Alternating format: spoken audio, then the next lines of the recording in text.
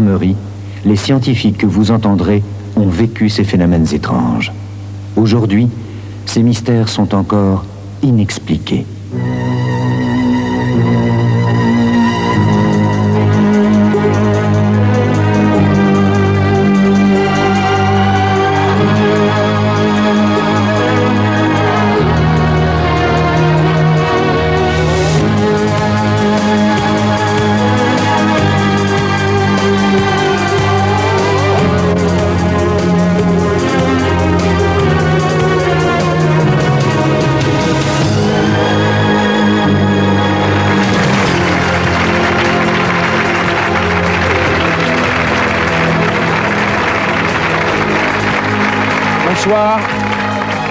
Bonsoir et bienvenue pour ce deuxième numéro de l'émission Mystère, émission que vous retrouverez à l'avenir tous les mois sur TF1. Je vous remercie d'avoir été très nombreux à apprécier notre première émission, c'était au début du mois de juillet. TF1 a donc décidé de continuer. Alors, calez-vous bien dans vos fauteuils, dans vos canapés, ouvrez grand vos yeux et vos oreilles parce que les histoires que nous allons vous raconter ce soir sont tout à fait hallucinantes. Et quand j'emploie ce mot, je ne veux pas dire, bien sûr, qu'il s'agisse d'hallucinations. Bien au contraire, ce ne sont que des histoires vraies, authentiques, vérifiées, même s'il s'agit de faits qui demeurent inexpliqués. Alors, ce soir, 4 cas, 4 mystères. Les voici.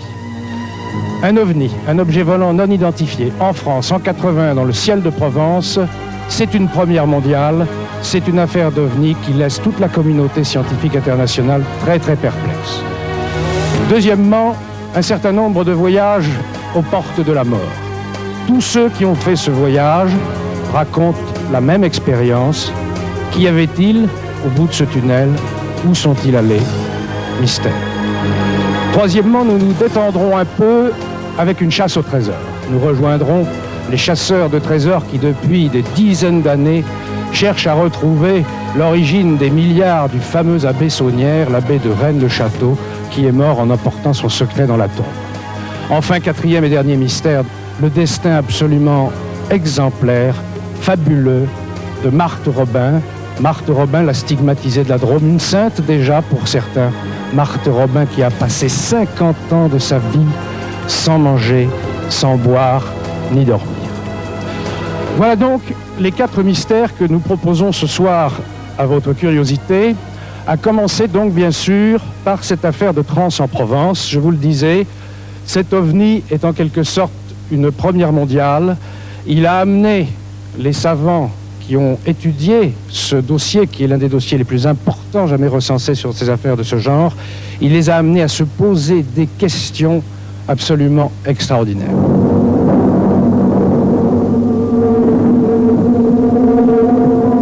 Un phénomène exceptionnel est arrivé le 8 janvier 1981 à Trans-en-Provence, un petit village du Var situé à 10 km de Draguignan. Le témoin principal de ce phénomène est Renato Nicolai. D'origine italienne, il vit en France depuis 35 ans avec sa femme et mène une vie tranquille et simple dans ce village de Provence qu'apparemment rien ne peut perturber.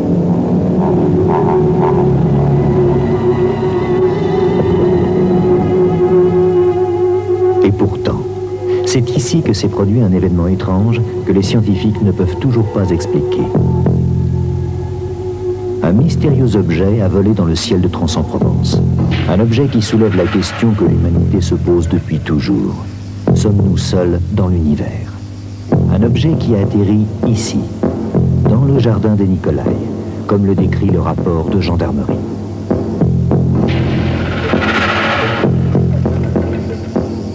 « 8 janvier 1981, 17h. Renato Nicolai bricole tranquillement. Quand soudain,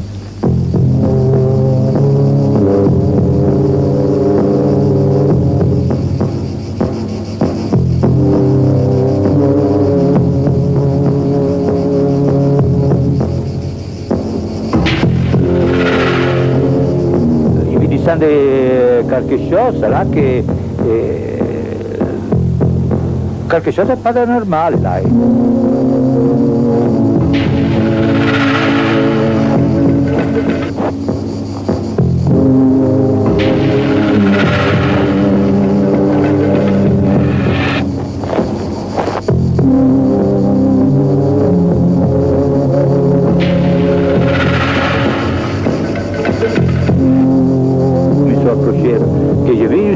un engin per terra, un engin là, environ 3 metri, 3 metri e 50 là, su 1 metro e 50 d'altura là.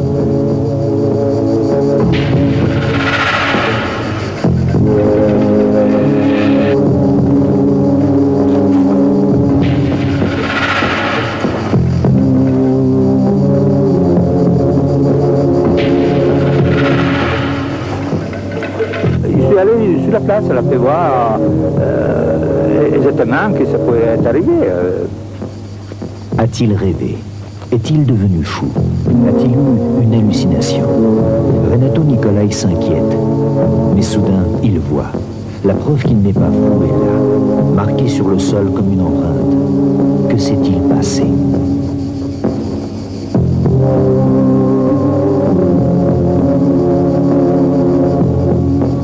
Ho perso delle tracce per terra là, un gel di brûlé qu'il avait ripé un po' cet engin.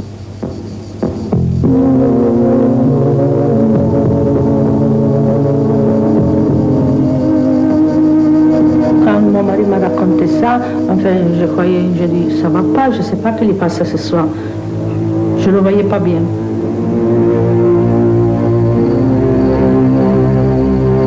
Dans la nuit, je n'ai pas trop dormi, je pensais à ça, je disais qu'est-ce qu'il arrive à mon mari, c'est pas possible, je lui ai raconté des choses comme ça. En attendant que je ne pouvais pas voir qu'est-ce qui s'est arrivé, je croyais une chose impossible, impossible, vraiment, je ne croyais pas qu'est-ce qu'il avait raconté mon mari. Après le matin, en me levant, que je vis avec mes yeux, je dis quand même, il avait raison, maman, il est arrivé quelque chose, vraiment, parce qu'il y avait quand même des empreintes bien importantes, bien grandes.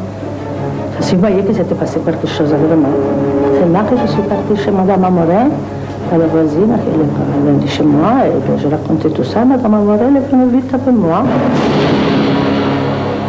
Monsieur Nicolai est un monsieur qui est excessivement sensé, très discret, et qui ne raconte pas des histoires pour se faire mousser. C'est pour ça qu'on peut croire ce qu'il dit. Il avait l'air d'avoir un peu peur, d'avoir eu un peu peur de ce qu'il avait vu. Et c'est à ce moment-là que je lui ai demandé s'il voulait que j'appelle les gendarmes, parce que ça me paraissait normal. Et j'ai téléphoné tout de suite, parce qu'on n'avait pas de téléphone. Immédiatement, les gendarmes se sont rendus sur place, car même quand il s'agit d'OVNI, c'est la gendarmerie, en accord avec le Centre national d'études spatiales, qui doit dresser le premier procès verbal, et s'il y a lieu, prendre des mesures, des photographies et des échantillons selon des directives très précises. Et on la prend où après?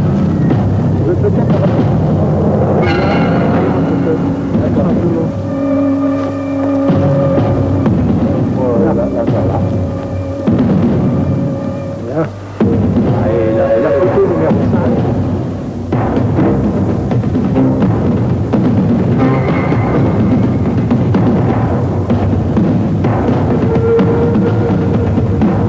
Ce qui nous a décidé à intervenir précisément sur donc le cas Trans-en-Provence, c'est qu'il y avait une très bonne cohérence entre le témoignage et la trace qui était donc constatée au sol. Et les gendarmes, lorsqu'ils ont effectué leur enquête, nous ont confirmé qu'il ne pouvait pas s'agir d'un canular orchestré par l'intéressé, ni même d'un phénomène naturel qui aurait pu être en relation avec, par exemple, un phénomène orageux, puisque nous étions dans une période où le temps était, dans cette région de Provence, particulièrement stable. Ce 8 janvier 1981, aucune anomalie n'a été détectée par les radars. Pourtant, cet objet volant a bien atterri dans le jardin de Renato. Il a laissé une trace. Alors, que s'est-il passé? Cet engin pourrait-il provenir de la base militaire située à quelques kilomètres de là? Les autorités militaires sont formelles. La défense nationale est à l'heure actuelle incapable de réaliser un engin qui puisse se déplacer sans bruit et atterrir de cette façon. Mais alors, cet engin ne serait pas d'origine terrestre? Les plantes prélevées par les gendarmes lors de leur enquête vont-elles élucider le mystère? Selon nos directives, les gendarmes avaient effectué des prélèvements qui nous ont fait parvenir. Et étant donné que c'était la première fois qu'il y avait ce genre de traces, nous avions un laboratoire qui était celui du professeur Bounias à l'INRA, qui était prêt à intervenir pour faire des mesures sur les végétaux.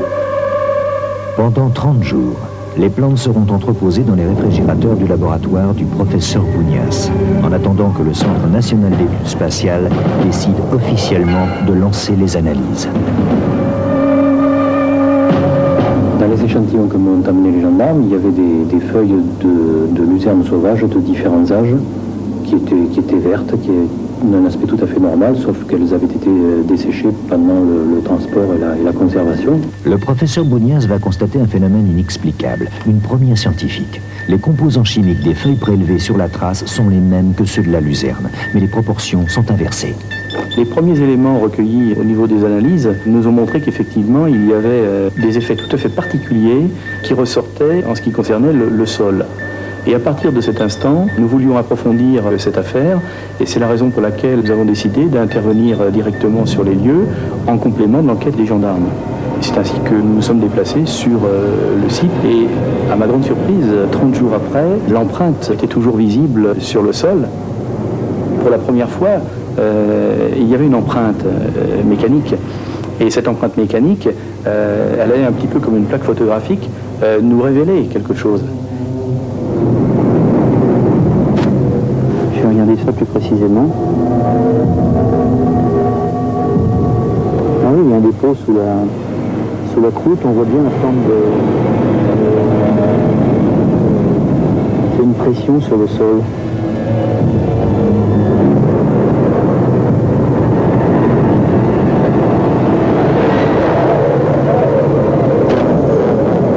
Nous sommes confrontés à un mystère qui est celui d'un objet qui est venu atterrir très précisément dans cet endroit et qui demeure aujourd'hui encore pour nous une énigme dans la mesure où nous n'avons pas la capacité de pouvoir concevoir et réaliser de tels engins.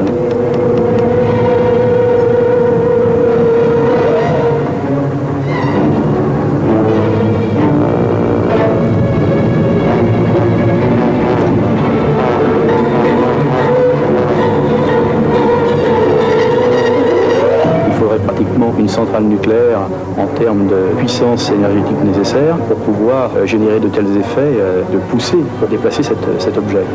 Par conséquent, je ne sais pas quelle peut être l'origine de cet événement. 10 ans après, Renato Nicolai et sa femme ne savent toujours pas ce qui a atterri dans leur jardin. Ils espèrent une réponse que les scientifiques n'ont toujours pas pu leur donner.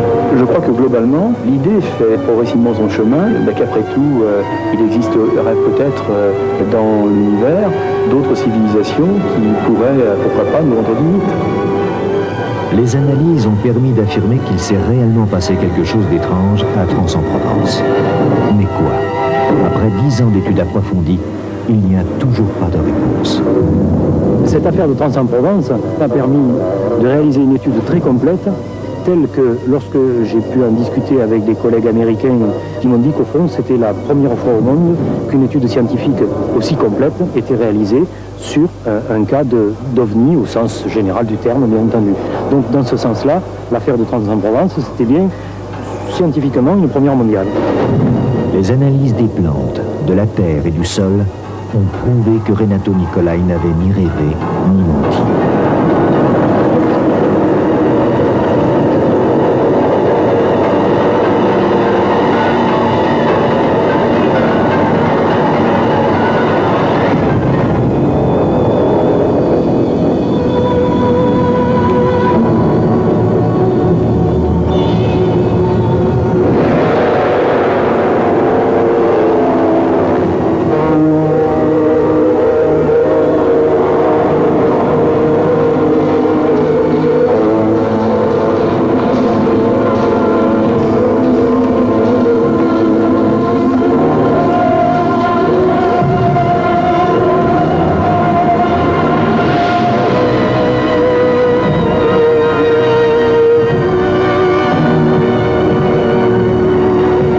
est cet engin que Renato a vu le 8 janvier 1981? Le mystère reste entier.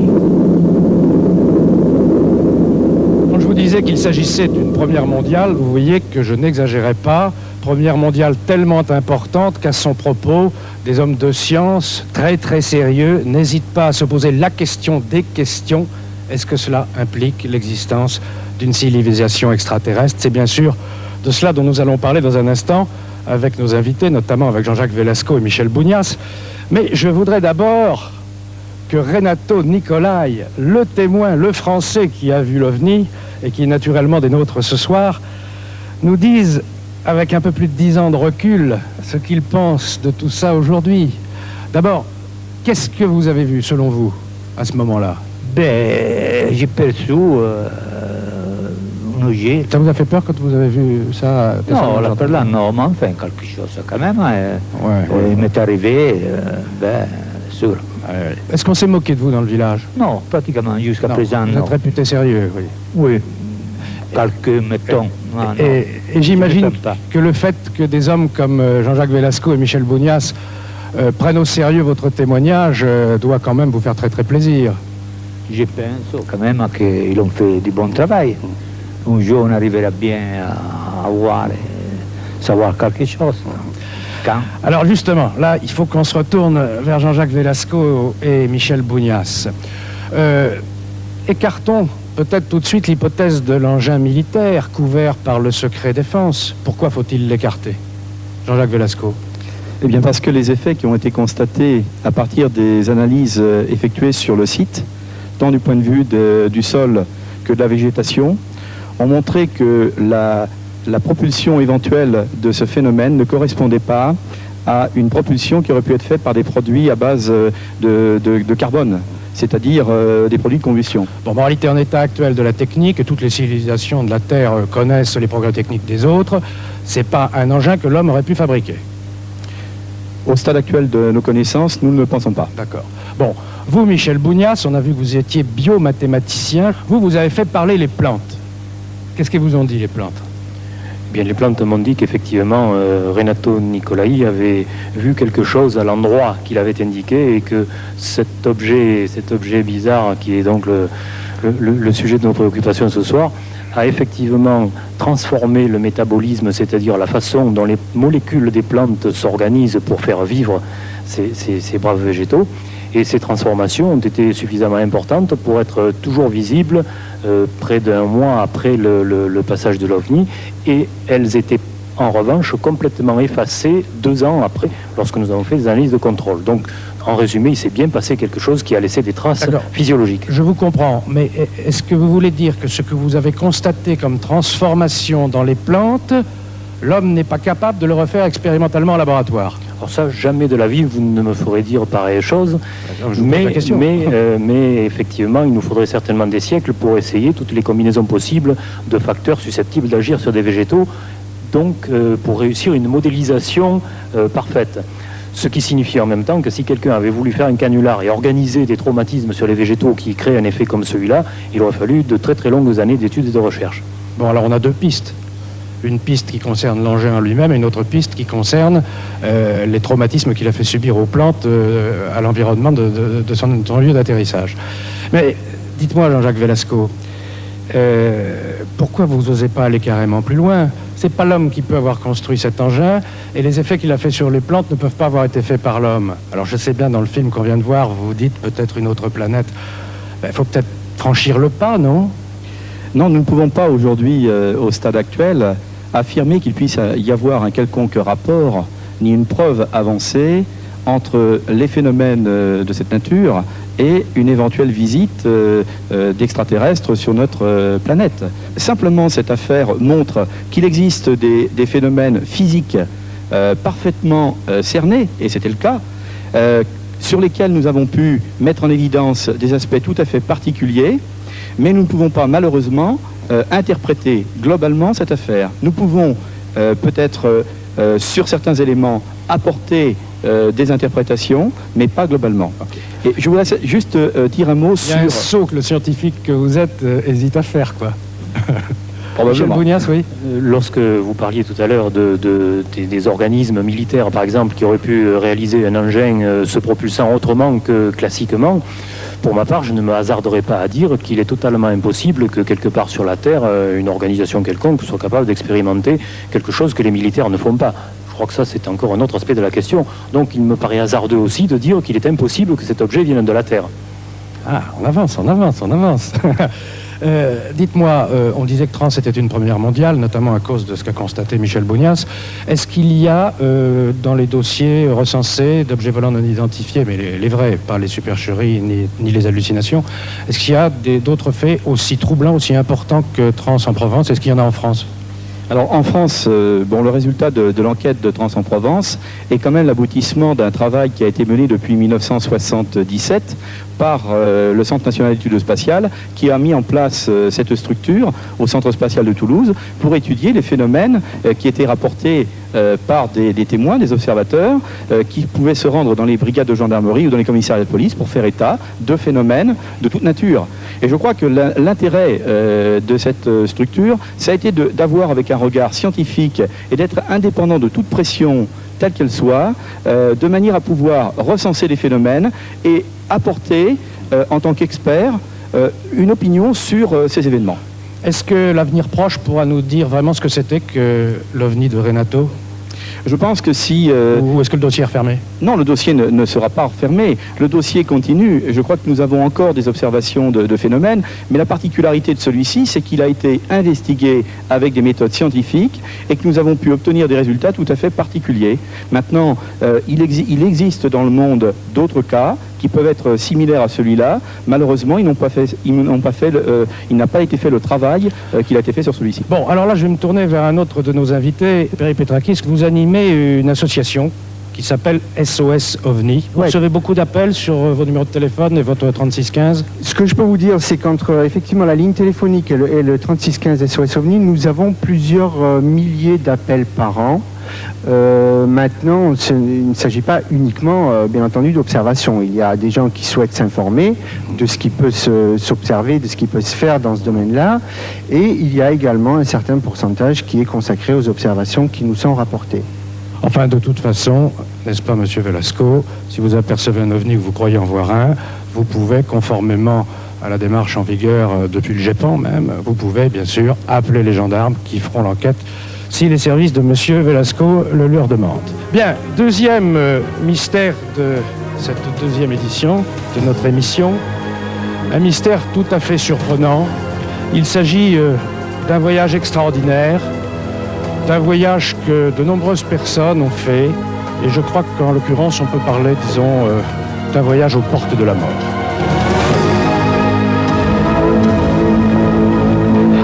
Nous sommes le 20 octobre 1980 dans la banlieue parisienne.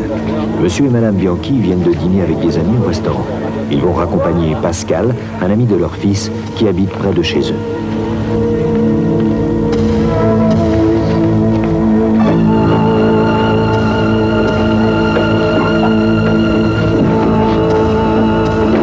Le repas était excellent et l'humeur joviale. Les Bianchi sont ravis de l'agréable soirée qu'ils viennent de passer.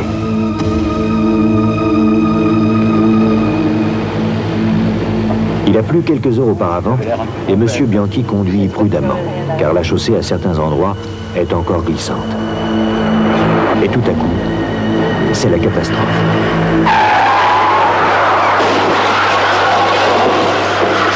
Pascal, qui était assis à l'arrière, n'est pas blessé. Il va pouvoir sortir de la voiture. M. Bianchi semble inconscient. Ce que j'ai pensé, moi, c'est sortir de la voiture surtout, puis sortir des occupants. Alors j'ai sorti Madame Bianchi, puis après j'ai essayé d'aller voir Monsieur Bianchi, le conducteur. Puis là je voyais qu'il n'y avait rien à faire, il était carrément entouré de tôle. C'était dur à supporter, ça me faisait mal intérieurement. Surtout on ne savait pas s'il allait vivre après ça, ou vu dans l'état où j'avais trouvé. Heureusement, l'accident est survenu à quelques centaines de mètres d'une gendarmerie près de laquelle stationnait un véhicule du SAMU. Quelques minutes à peine après l'accident, les secouristes sont sur les lieux.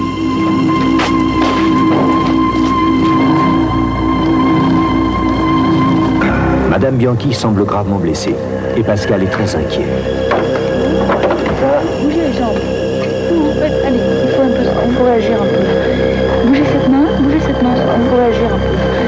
temps après, il y a eu le SAMU, les pompiers, les gendarmes qui sont arrivés. Madame Bianchi a parlé un petit peu. Puis c'était très vite en fin de compte. J'ai pas eu le temps de voir l'état dans lequel elle était. Ouvrez les yeux. Madame Bianchi est emmenée en ambulance et c'est sur le chemin de l'hôpital qu'elle va vivre une expérience extraordinaire. Un voyage fantastique. Serrez-moi la main, là. Serrez-moi la main.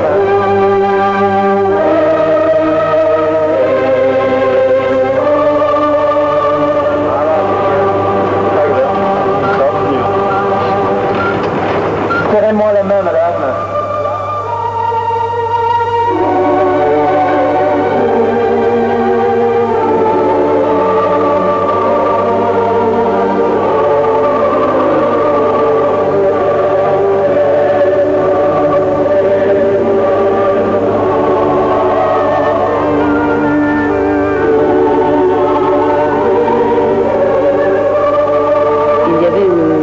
Clarté, mais pas une lumière telle qu'on l'entend au point de vue lampe, éclairage, etc. C'était plutôt comme un brouillard lumineux. Je ne peux pas vous dire s'il avançait sur moi ou si c'est moi qui avançais sur lui, je ne peux pas vous dire. Je n'ai vu personne, j'avais l'impression de ne pas avoir de corps, et pourtant j'avais un sentiment, je ressentais quelque chose. La sensation, c'est d'être très léger, dans un bien-être total. Une quiétude extraordinaire. C'était pas dans mon corps que j'étais bien, puisque je ne le ressentais pas. C'était dans mon esprit cette tranquillité, et puis cette légèreté. Je regrette de ne pas pouvoir mieux vous l'expliquer. Mais franchement, je regrette parce que j'aimerais vous faire partager. Et je peux pas. À l'instant où j'ai repris conscience dans le couloir de l'hôpital, je sais que je me suis dit, il faut tout recommencer. J'ai eu la sensation d'avoir vu quelque chose sans l'expliquer. Je ne me le suis pas expliqué, puis je n'ai pas cherché d'explication. C'est resté quelque chose de mystérieux, puis quelque chose qui m'était très intime en fait. J'ai pas voulu en parler, je n'en ai parlé à personne. Je ne voulais pas qu'on me prenne pour quelqu'un de fou, mais après, la vision de la mort change d'aspect. Je ne la crains pas. Pendant ce temps-là, les pompiers tentent de dégager M. Bianchi de l'amas de tôle dont il est prisonnier. Il est inconscient, sa vie est en danger.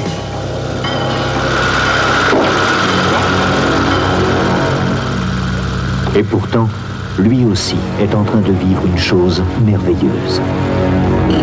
Quel est ce brouillard lumineux vers lequel il semble s'avancer? Il ne ressent plus aucune douleur.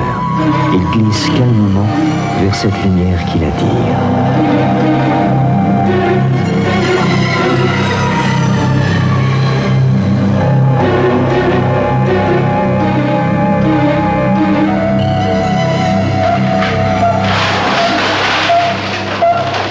Je ne me souviens pratiquement de rien.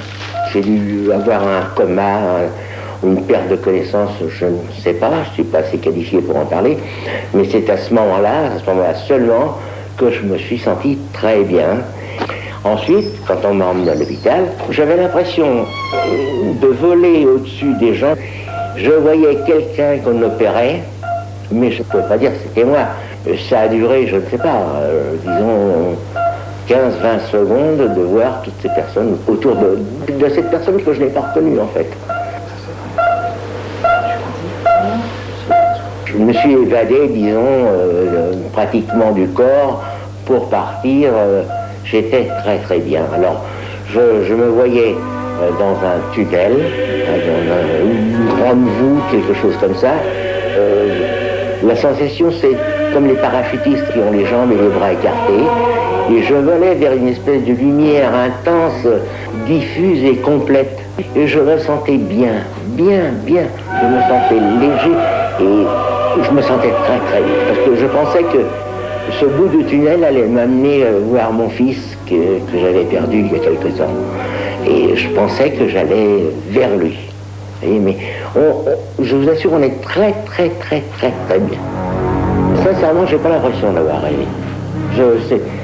C'est une sensation que j'ai ressentie profondément. C'est éblouissant. Vous vous sentez léger, bien, je ne sais pas. Je ne peux pas l'expliquer. Ce qui est incroyable, c'est que monsieur et madame Bianchi ne sont pas les seuls à avoir vécu cette merveilleuse expérience au seuil de la mort. Des centaines de personnes ont fait et décrit un voyage identique. Les époux Bianchi ont vécu une sortie du corps, le passage dans un tunnel, la perception de lumière, la présence, la vibration de cette lumière. Ceci, ce sont les caractéristiques les plus communes et je pourrais dire essentielles de l'expérience au seuil de la mort. Tout comme M. Bianchi, un nombre important de personnes sont sorties de leur corps, sont allées la plupart du temps au plafond et observent ce qui se passe dans l'environnement immédiat, c'est-à-dire la salle de réanimation.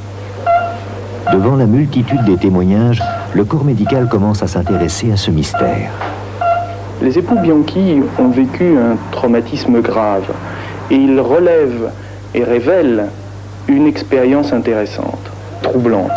Il s'agit d'avoir une attitude pragmatique, il s'agit d'avoir une attitude de recherche afin ensuite de pouvoir modifier notre attitude et notre comportement de médecin vis-à-vis de ces patients. Comment expliquer cette expérience? S'agit-il d'une hallucination liée à une réaction chimique du cerveau ou d'un réel voyage dans l'au-delà? Nul ne le sait encore. Mais pour tous ceux qui sont entrés dans ce tunnel de lumière, plus rien n'est comme avant.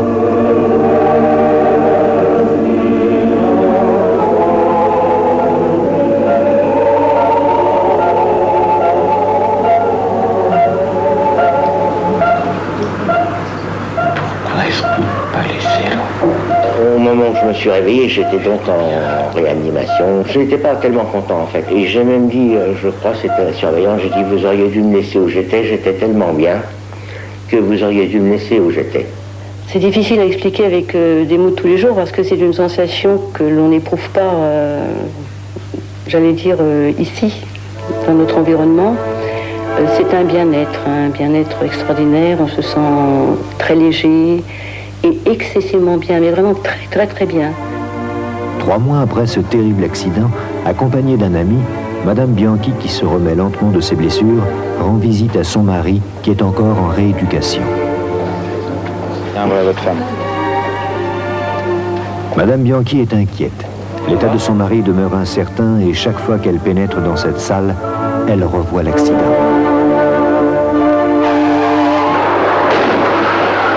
Vous êtes sûr que ça va? Vous voulez pas vous asseoir? Non, c'est surtout pour lui que je m'inquiète. Monsieur Bianchi souffre de multiples fractures et la rééducation est difficile. David, mon mari, a été opéré plusieurs fois, donc j'allais le voir régulièrement à la maison de rééducation. Et un jour, lorsque je suis arrivée, il était très très déprimé, il avait vraiment le cafard. On venait de lui annoncer qu'il devait subir une énième opération. Et sa première phrase a été « J'étais dans un endroit très bien, j'aurais voulu qu'on m'y laisse, j'aurais voulu y rester ». Et alors, à ce moment-là, bon, j'ai dit « Mais quel endroit ?» Je te jure, si je devais rester estropié, j'aurais préféré rester là-haut. J'étais bien là-haut. C'était comment là-haut? Et c'est ce jour-là que monsieur et madame Bianchi comprennent qu'ils ont vécu la même expérience après la collision. Avec émerveillement, ils vont se raconter les détails de ce périple étrange qui leur a laissé un souvenir éblouissant. Ouais, une lumière. Elle m'a dit, mais effectivement, moi aussi j'ai eu le même truc, c'était une espèce de grande voûte, alors on est resté 1 heure en fait à parler, à palabrer là-dessus, mais on a raconté l'histoire à personne, parce que les gens vont dire, celui-là, il faut l'emmener en Asie, c'est pas facile.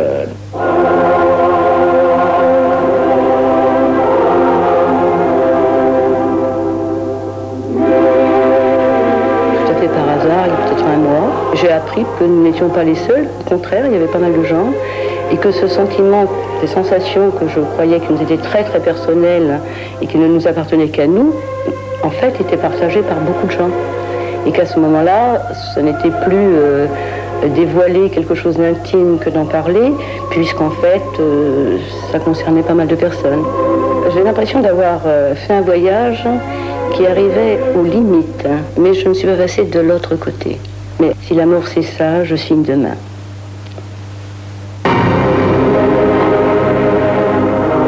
Où sont-ils allés? Qu'y a-t-il au bout de ce tunnel? Là est le véritable mystère. Madame Bianchi, naturellement, est avec nous. Vous venez de nous dire, j'ai eu l'impression d'aller jusqu'à une certaine limite, de ne pas aller au-delà. Certaines personnes qui ont vécu ces expériences de mort imminente, comme on dit, disent je suis déjà mort une fois. Vous, ça n'est pas votre cas. Mais est-ce que vous vous souvenez si vous êtes revenu en quelque sorte de votre plein gré, volontairement, ou est-ce qu'on vous l'a imposé? Comment ça s'est passé ce moment précis? Comment ça s'est passé? Disons que cette lumière vers laquelle j'allais ou qui venait vers moi, parce que je ne sais toujours pas, je ne l'ai pas atteinte vraiment. Et au moment où j'allais l'atteindre, ça s'est arrêté et j'étais sur un lit d'hôpital. D'un seul coup, comme ça s'est arrêté. Je n'ai pas l'impression qu'on m'y ait forcé, qu'on m'ait remis sur terre. Enfin, je n'aime pas dire tellement ça sur terre parce qu'on a l'air de dire que j'étais ailleurs. Et je sais pas, je me suis réveillée d'un seul coup. J'arrivais à cette lumière, mais je n'y suis pas arrivée. J'étais tout près. Quand vous en parlez, vous avez l'air de regretter. Le regretter, non, faut pas dire ça, parce que, c'est-à-dire la curiosité, j'aurais bien voulu savoir, parce que quand je dis à la fin, si c'est ça, je signe tout de suite, il y a le si qui met tout en question, il y a le si qui veut dire peut-être beaucoup de choses, et de choses que j'ignore. Vous savez, j'extrapole pas, je ne raconte pas l'histoire. Qu'y a-t-il derrière? Je ne sais pas. Et je ne veux pas le chercher, c'est pas mon problème. Et puis quand on revient, je crois qu'il y a la vie dans laquelle on est, et que c'est peut-être ce qu'il y a de plus important. Merci Madame Bianchi, je reviendrai vous voir tout à l'heure. À côté de vous, d'autres personnes qui ont vécu de ces expériences de mort imminente. Vous, je crois, est-ce que c'était pareil pour vous que pour Madame Bianchi? Pas tout à fait, c'était plus fort encore. Vous êtes allé plus loin? Pas tout à fait, mais je peux pas l'expliquer, C'est très difficile d'en parler. D'ailleurs, tous ceux qui ont fait ce voyage butent contre l'obstacle des mots, car les mots sont impropres à rendre compte de l'expérience qu'ils ont vécue. À côté de nous, donc, Evelyne Sarah Mercier. Evelyne Sarah Mercier est anthropologue de formation. Et un jour, elle a décidé de créer IANS France. Alors, IANS, ça veut dire Association internationale pour l'étude de la mort imminente. Et puis, à côté de nous aussi, le docteur Maurice Abiven, que nous avons invité parce qu'il a été l'un des premiers à créer en milieu hospitalier ce que l'on appelle un service d'accompagnement des mourants. Maurice Abiven? Oui, moi je crois tout à fait que ces expériences-là nous donnent une idée, je dirais pas un peu nouvelle, mais quand même, de l'instant de la mort. On avait, comme vous dites auparavant, le sentiment que il y avait le moment de la mort, l'arrêt. D'ailleurs, dans l'histoire de la médecine, le moment de la mort a changé. L'arrêt du cœur, l'arrêt du souffle, l'arrêt du cerveau, etc. Mais probablement, ces expériences-là nous montrent que, au moins pour les gens qui les ont vécues, et pour probablement une quantité de morts, la mort s'étale sur un certain temps. Et on entre dans la mort. Probablement, et plusieurs fois dans l'émission, le mot a été prononcé, il y a une sorte de point de non-retour. Et quand on est passé au-delà, on est mort, effectivement. Et la personne, bien sûr, n'en est revenue. Et personne n'en est revenu à ce moment-là. Evelyne Sarah Mercier, votre association, enfin sous votre direction, sera bientôt publiée à la mi-octobre, un livre qui s'appelle La mort transfigurée. C'est un ouvrage collectif auquel ont participé de nombreux 18 chercheurs en France. Il y a une petite querelle à propos de ces expériences. Certains disent que c'est en quelque sorte l'indice de la persistance de tout ce qu'il peut y avoir d'immatériel et de spirituel chez nous après la mort apparente du corps. Et d'autres, des médecins, disent mais non, tout ça est purement physiologique, c'est le cerveau qui s'arrête et c'est des hallucinations. Alors, entre les deux, quelle est la bonne position? Ni l'une ni l'autre. Je crois qu'il faut être un peu plus compliqué que ça. Il y a forcément une partie physiologique. On est des êtres de chair, donc forcément il y a un substrat physiologique, il y a des déclencheurs physiologiques. Ces personnes sont en état de mort imminente, donc il y a un dysfonctionnement. Mais est-ce que c'est vraiment un dysfonctionnement ce qui se passe à ce moment-là? Est-ce que c'est vraiment pathologique? Ça, sûrement pas. Quant à extrapoler à un au-delà, c'est-à-dire à la sortie du corps définitif d'une entité immatérielle comme ça se passe dans CNDE, c'est une autre paire de manches. Nous sommes au milieu, si vous voulez. Je voulais dire un mot pour aller dans le sens de ce que vous disiez. Je crois que, enfin, pour ma part, j'ai tiré beaucoup d'intérêt de ces expériences-là vis-à-vis de mes malades, des malades dont j'avais en charge, et qui étaient aux confins de la mort. Plusieurs fois, j'ai entendu des malades me dire « j'ai peur de ce qui va arriver, qu'est-ce qui se passe, comment ça se passe ?» Et bon, je ne pouvais pas leur dire je vais vous raconter parce que je sais », mais il m'est arrivé à plusieurs reprises de prendre des exemples et de citer des exemples de NDE en leur disant « écoutez, ces gens qui ont commencé le chemin, on ne disait pas des choses épouvantables et au contraire, et on vient d'entendre un nouveau témoignage ici de ce sentiment de bien-être, alors après tout, pourquoi ne pas retenir ça ?» Quand on écoute ces témoignages, on a envie de se dire Dieu que la mort est douce, Dieu que la mort est belle. Vous vous rendez compte de cette responsabilité à l'égard des tentatives de suicide, par exemple? Oui, mais là, c'est une vue aussi un petit peu simpliste, en fait. Les études américaines ont montré que ceux qui font des tentatives de suicide ont certes, pour une grande part, en tout cas à peu près les mêmes proportions que pour les autres, des NDE lumineuses, parce qu'il ne faut pas oublier qu'il y a des NDE négatives, c'est-à-dire que ça ne se passe pas forcément bien. On a peu de rapports de NDE infernal, mais il en existe quand même. Mais leur message, c'est pas ça. Leur message, c'est que ce qui est important, c'est la vie, c'est de faire ce qu'on a à faire sur Terre, c'est-à-dire d'accomplir sa mission qui peut être toute simple, hein, c'est pas forcément quelque chose de compliqué. On a vu que non seulement ces expériences, bien sûr, sont très traumatisantes, mais que dans bien des cas, ceux qui en sortent sont profondément modifiés, et même modifiés au point, pour certains, pas pour tous, au point d'avoir des facultés, disons, carrément paranormales, des dons de télépathie, de voyance ou autre. Est-ce que c'est fréquent? Alors, c'est vrai que la sensibilité est profondément modifiée après, c'est-à-dire le régime sensoriel, si vous voulez, la façon de sentir les choses, de les voir, etc. C'est peut-être pas le plus important, effectivement, c'est ce qui est le plus spectaculaire. Le plus important, c'est la perte de l'angoisse devant la mort, bien évidemment, la religiosité qui est profondément transformée et la certitude d'une survie. Mais éventuellement aussi des guérisons, une restructuration psychologique, des problèmes qui se résolvent, et puis clairvoyance, clairaudience, télépathie, rêves prémonitoires, des choses comme ça. Madame Bianchi, je voudrais, avant de passer à autre chose, vous poser une dernière question. Quand on a vécu ce que vous avez vécu et quand on voit avec quelle intensité vous en parlez, vous disiez, je resigne. En quoi avez-vous changé? Quel regard portez-vous aujourd'hui sur la vie et par conséquent sur la mort? Vous avez l'air extraordinairement apaisé. Je pense que c'est quand même mon caractère qui veut que je sois apaisée. Je pense pas l'avoir toujours été, mais si quand même. Parce que ça m'a apporté... vous savez, nous avons été très traumatisés physiquement pendant très très longtemps, pendant des mois. Il a fallu vivre une vie qui était très difficile à assumer pour nous, pour nos proches, pour tout le monde. On est revenu à un état normal, entre guillemets, physiquement, déjà très très longtemps après. Ça n'a pas été brusque d'un seul coup, le retour, se dire, tiens, demain matin, ça va très bien et tout. Alors dire ce que ça a changé, ce qui a surtout changé dans notre vie, c'est l'accident lui-même avec toutes les séquelles qui nous sont restées. Mais ce passage-là, il est dans un coin de notre tête, je dis notre tête parce que mon mari l'a vécu de la même façon, il est dans un coin de notre tête où c'est un petit coin de ciel bleu, tout compte fait, ça... Comment expliquer? Ça fait peut-être du bien de penser, de vouloir croire que ceux que l'on a perdus, que ceux qui nous étaient très chers, sont quelque part, peut-être de l'autre côté de cette lumière, et puis pas trop mal. Mais ça, c'est une vue qui nous est particulière. Je vous remercie beaucoup d'avoir accepté de témoigner. Alors, je vous propose dans quelques instants, après la page de publicité, de nous distraire, de prendre un moment de détente, puisque nous allons partir à la chasse au trésor. Enfin, quatrième et dernier mystère de cette émission, le destin absolument exemplaire de Marthe Robin, qui a passé 50 ans de sa vie sans manger, sans boire, ni dormir.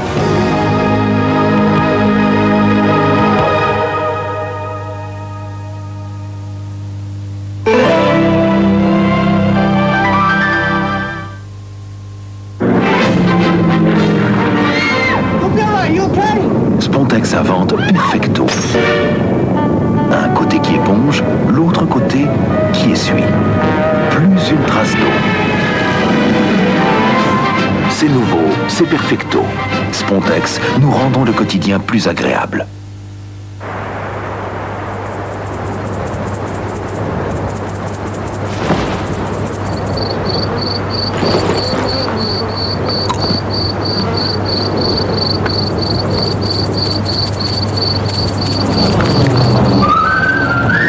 Grillée à sec de Benny Nuts, légère, délicieusement croquante et tout simplement irrésistible.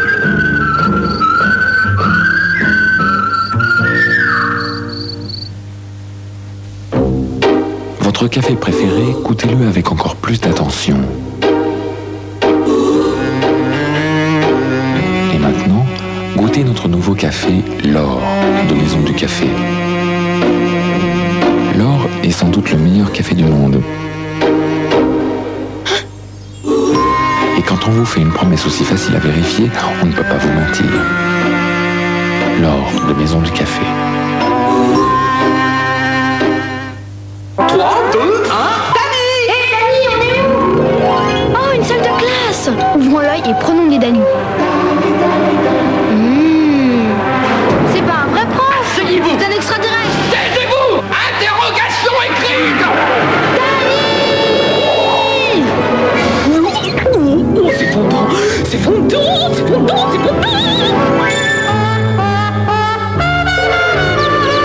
Allons, allons. Retourne à ta place. Bon, bah, mange un Dany, ça ira mieux. Danone. Albert, ma très chère amie, Vera, viens prendre le thé. Monsieur votre père m'aurait fait préparer des petits fours. Moi, je pense plutôt à des roches d'or. Roches d'or? Mais monsieur le baron, c'est seulement pour les grandes occasions. Albert, vous êtes le majordome le plus raffiné du monde. Albert. Ferrero Roche d'Or, chaque jour est une grande occasion de la vie. Suprême des ducs et si crémeux qu'on en ferme les yeux.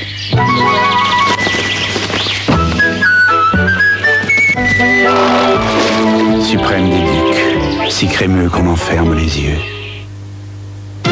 Ah, ça c'est Kinder Bueno, et c'est bueno.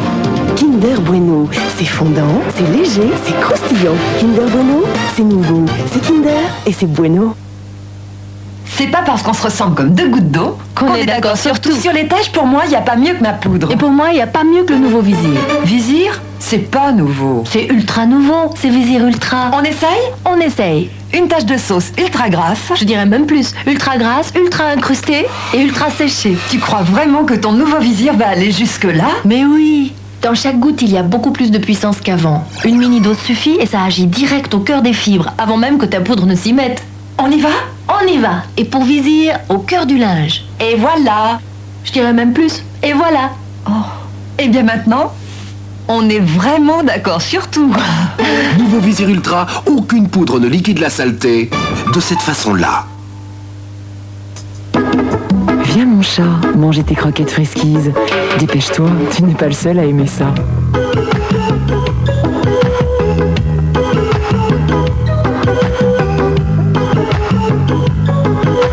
Tous les chemins mènent à Friskies. D'instinct, c'est Friskies.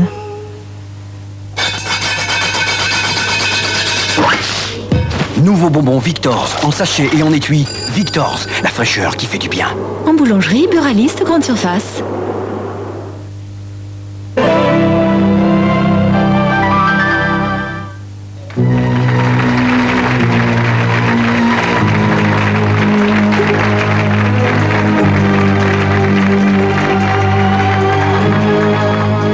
Bien, je vous promettais il y a un instant un moment de détente, un moment de rêve. Qu'est-ce qui fait plus rêver au monde que la chasse au trésor?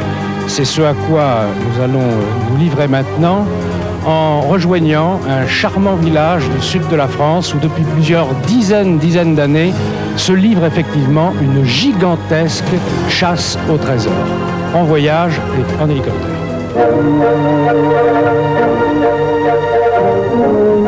Nous sommes dans le sud de la France, dans la belle région de l'Aude. Une région chargée d'histoire, mais aussi de mystère. Car c'est ici que serait caché un fabuleux trésor. Tout a commencé sur cette colline, qu'on nomme la colline envoûtée, et qui surplombe un petit village d'une trentaine d'habitants, à Rennes-le-Château.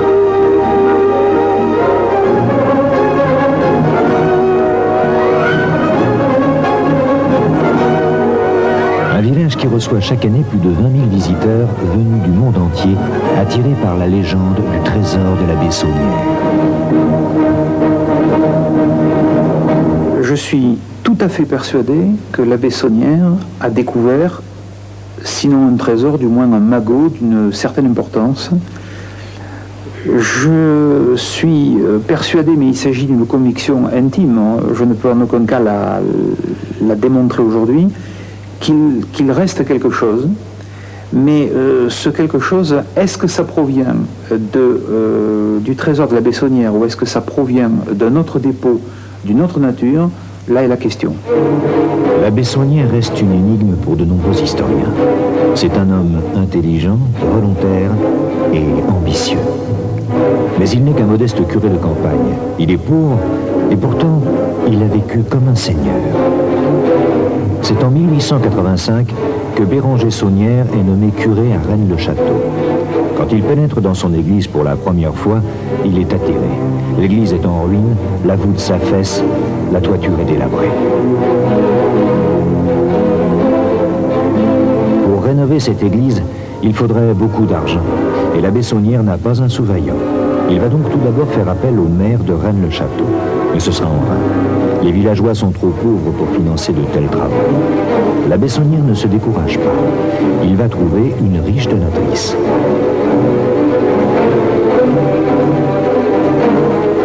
Il est certain qu'il a eu un don de la comtesse de Chambord, puisqu'il le mentionne, assez important, puisqu'il est de 3000 francs morts.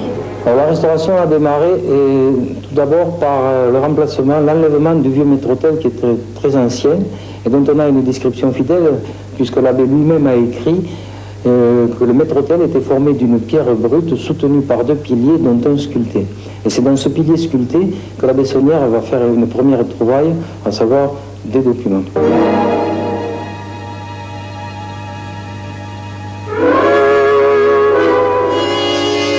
Mon arrière-grand-père disait, un soir, alors qu'il descendait du clocher, alors que les ouvriers étaient partis et qu'ils étaient en train de démolir tout ce qu'il y avait dans l'église, en particulier la vieille chaire, il va voir un objet brillant, un lieu de gravat, et à côté d'un vieux balustre.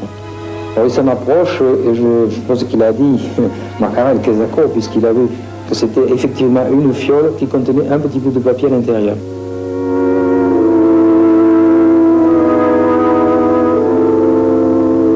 Bien sûr, il s'empresse de porter sa découverte à la Bessonnière. Il attend probablement une réponse, mais la Bessonnière le dit évasivement, ce sont certainement des reliques, ça n'a aucune importance. Et à partir de ce jour-là, la Bessonnière donc ne parlera plus jamais, malgré les quelques approches qu'a essayé de faire mon arrière-grand-père, de cette trouvaille. C'était pour lui des reliques au point final. Mais mon arrière-grand-père n'était pas dupe, je crois, puisqu'il a toujours dit chez nous, c'est grâce à moi que la Bessonnière est devenue riche. C'est-à-dire donc c'est à partir de là que la Bessonnière va entamer ses recherches et qu'il va trouver 2 jours plus tard la fameuse dalle dite des chevaliers. La dalle des chevaliers que les maçons vont découvrir est d'époque mérovingienne. Bizarrement, cette dalle qui paraît anodine au premier abord est entièrement sculptée en dessous. Elle semble avoir été posée à l'envers.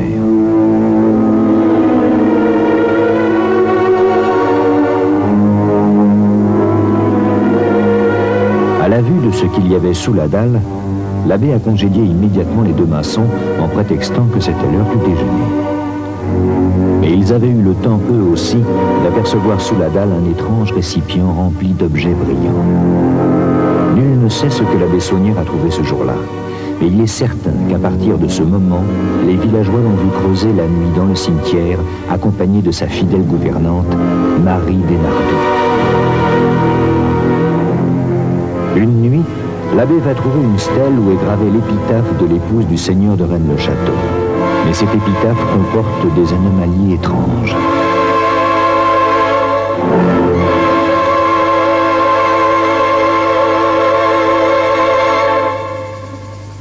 Nous avons reconstitué la dalle de la marquise de Blanchefort, dont on constate à première vue que le graphisme est presque incompréhensible sur la tombe d'une dame de haute naissance.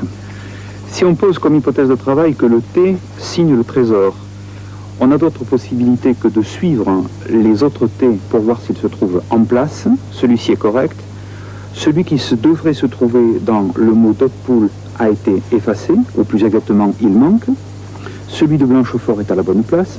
Celui du mot 7 a été décalé pour prendre la place qui logiquement revenait à la lettre P. Quant au dernier, il se trouve dans un mot fabriqué de toutes pièces qui est le mot catin, par glissement et césure au mauvais endroit du mot requiescat. La césure devrait donc se trouver ici. Et nous avons l'interprétation évidente qu'apparaît. Le trésor n'est pas ou n'est plus chez les Haute-Poules, absence du T. Il a été déplacé. Il se trouve au milieu du mot catin, qui nous renvoie au mot latin catinum, qui signifie grotte ou caverne. Dans son journal intime de 1892, l'abbé note « Jeudi 21, découverte d'un tombeau ». Et à partir de ce moment-là, il se lance dans les travaux et dépense sans compter. Il achète 6 terrains, fait construire la tour Magdala pour sa bibliothèque, la villa Béthanie où il va résider et recevoir fastueusement de nombreux invités prestigieux. Les repas sont raffinés, l'alcool coule à flot. Il entretient même une relation soutenue avec une des femmes les plus célèbres de l'époque, la cantatrice Emma Calvet. Et bien sûr, l'église est somptueusement restaurée. Comment expliquer que ce modeste curé de campagne va dépenser la somme astronomique de 2,5 milliards de centimes? Marie Denarnaud disait aux habitants de Rennes-le-Château, vous marchez sur de l'or. Et elle disait aussi, avec le trésor de la Bessonnière, on pourrait nourrir le village pendant 100 ans, et encore il en resterait. Et c'est par tous les moyens qu'encore aujourd'hui, on cherche le trésor. Ça fait du bon boulot. Hein. Là, on est sur un coup super. Là. On ne peut pas vous le dire. Dans une affaire comme ça, je crois que le mieux, c'est de travailler l'intuition. Et travailler l'intuition, c'est peut-être regarder une carte topographique, jouer avec la toponymie, les courbes de niveau, un certain nombre de signes conventionnels de la carte, et essayer arbitrairement de relier entre des points qui, en principe, n'ont pas forcément de connexion. Et on a un certain nombre de chances, à partir de là, de voir se dessiner des pistes. Une fois qu'on a ces pistes, on peut en dérouler certaines, et il arrive que certaines de ces pistes nous amènent à des choses intéressantes. Pour beaucoup de chercheurs, la piste commence dans l'église où l'abbé Saunière a installé un étrange bénitier et une inscription. Par ce signe, tu le vaincras. L'abbé nous indique-t-il ainsi que par les signes de croix, le trésor peut être trouvé. Il est certain que ce bénitier présente un phénomène magnétique étrange. Si l'on place une boussole au pied des statues, on s'aperçoit qu'elle indique 3 directions différentes. Suivons cette direction en ligne droite. La première croix que nous rencontrons est celle du Calvaire, à la sortie de l'église de Rennes-le-Château. Si nous continuons dans cette direction, sur quelques kilomètres, nous allons atterrir dans un autre village, Rennes-les-Bains.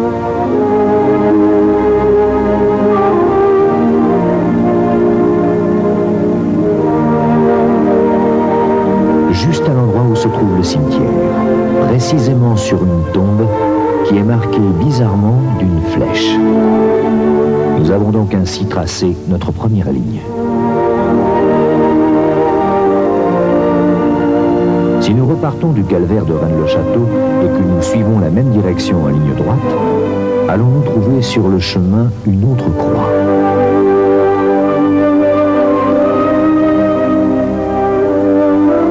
Au bord d'une route, en pleine campagne, il y a en effet la croix de Gavigno, qui fait face à Rennes-le-Château.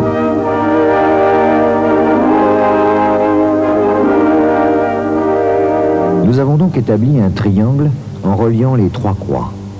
Et c'est dans ce périmètre que des centaines de chercheurs creusent en vain depuis 30 ans pour trouver le trésor de la Bessonnière.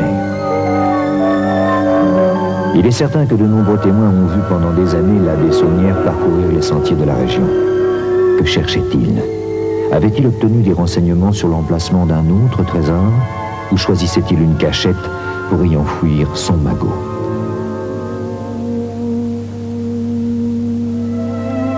Un des indices qu'on a retenu, c'est que l'abbé Saunière est allé à Paris faire déchiffrer des parchemins et qu'il est revenu avec une reproduction d'un tableau de Nicolas Poussin, Les Bergers d'Arcadie.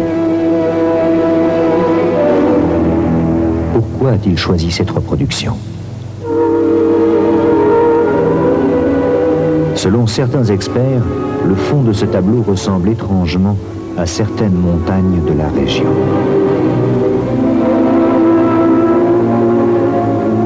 Et le point d'où l'on peut voir ces deux montagnes se situe au lieu dit le tombeau d'Arc.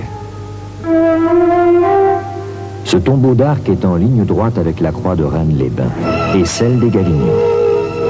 Nous allons donc agrandir le triangle et joindre le tombeau d'Arc à Rennes-le-Château. Sur le chemin, nous trouvons les vestiges du château de Blanchefort, surplombant une falaise aux grottes mystérieuses.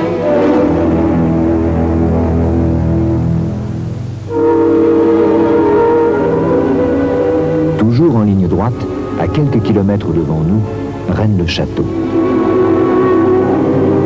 Est-ce dans ce deuxième triangle que se trouverait le trésor? Officiellement, les fouilles sont interdites, mais la nuit, les recherches continuent. Qu'aurait donc trouvé la Bessonnière? Les hypothèses sont nombreuses et les avis sont partagés. S'agit-il du trésor des Mérovingiens ou de celui du roi Salomon rapporté par les Romains? D'autres encore pensent que c'est le trésor de la Reine Blanche de Castille ou celui des Templiers qui se cache dans ces grottes et ces rivières souterraines. Après 30 ans de recherche, je pense effectivement que ce trésor existe toujours, et s'il existe toujours, il est bien là. Être chercheur, c'est vouloir accéder à la vérité cachée. Donc au moment où vous mettez la main dessus, c'est une joie tellement profonde que vous la gardez pour vous. Pardon monsieur, bonjour. Bonjour. On peut vous poser quelques questions? Mais vous pouvez toujours.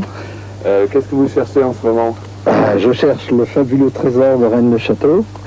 Je ne sais pas si c'est moi qui le trouverai, mais parce que je pense qu'il y a beaucoup d'appelés, mais peu d'élus.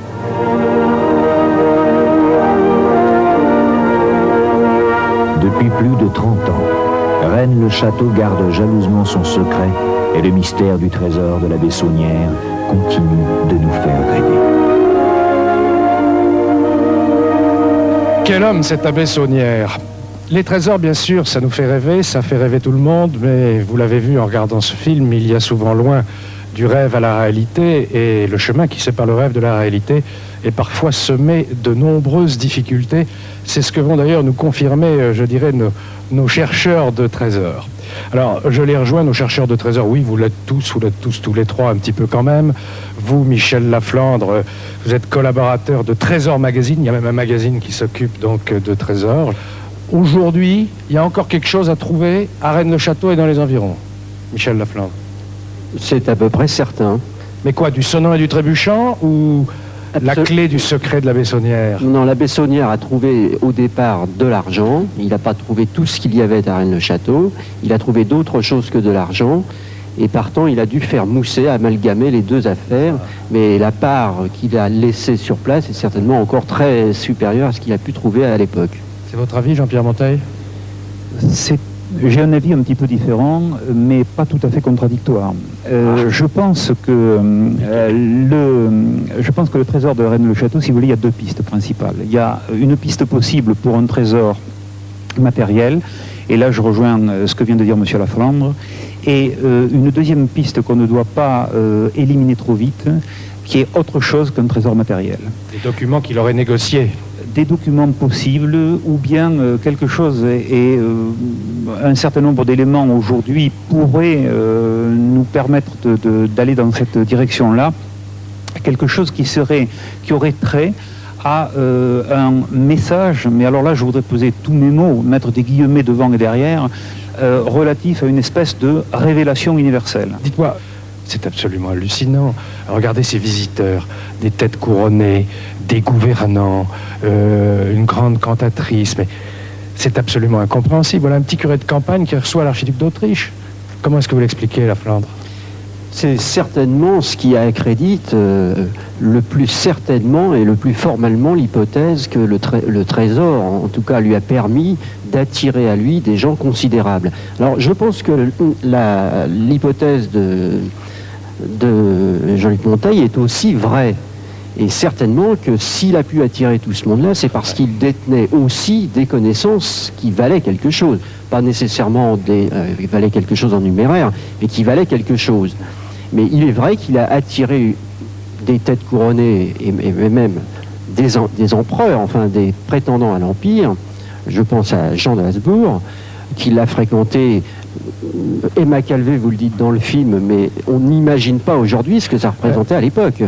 Moi, je voudrais dire que Rennes-le-Château, pour moi, ça va faire un petit peu sourire, mais vous vous souvenez de l'émission Le Schmilblick? Eh bien, Rennes-le-Château... pas de rapport. Si, il y a un rapport très important. Rennes-le-Château, c'est que vous ne faites pas beaucoup avancer le Schmilblick. Si, vous allez voir. C'est un Schmilblick, mais dans lequel les gens qui sont devant les caméras arrivent avec des réponses au lieu de poser des questions. Et ça a compliqué formidablement le problème. Et aujourd'hui, Rennes-le-Château est arrivé au niveau du débat des spécialistes, donc on ne peut pas ce soir avoir débat de spécialistes, c'est très compliqué, on est en boucle dans l'affaire de Rennes-le-Château, parce que chaque génération de chercheurs rajoute des éléments, et la question qui est très importante, et qui est probablement beaucoup plus importante que l'affaire de la Bessonnière, c'est pourquoi on a prêté qu'aux riches, c'est-à-dire, rejoignant ce que vous venez de dire, pourquoi depuis... partant sur les légendes qui depuis plus de 1000 ans tournent dans cette région sur des questions de trésors, avec le fameux triangle mythique, la mort, la caverne, le diable, dont le centre est le trésor, si vous voulez, qui est le véritable archétype des histoires trésoraires dans le monde entier. La question est la suivante, pourquoi tant de gens se sont ingéniés à brouiller des pistes, et pas d'une manière aussi stupide et aussi superficielle qu'on a bien voulu le dire? Parce que quand on dévide le fil des canulars, on s'aperçoit qu'ils sont extrêmement bien montés, et qu'il faut être paléographe, historien, helléniste, latiniste, philosophe, ésotériste, etc. J'en passe et des meilleurs pour arriver à comprendre un petit peu cette affaire. La question qui m'intéresse, et j'imagine qui intéresse tous ceux qui nous regardent à l'heure actuelle, parce qu'il n'y a que dans les bandes dessinées ou dans les livres d'aventure qu'on parle de trésors.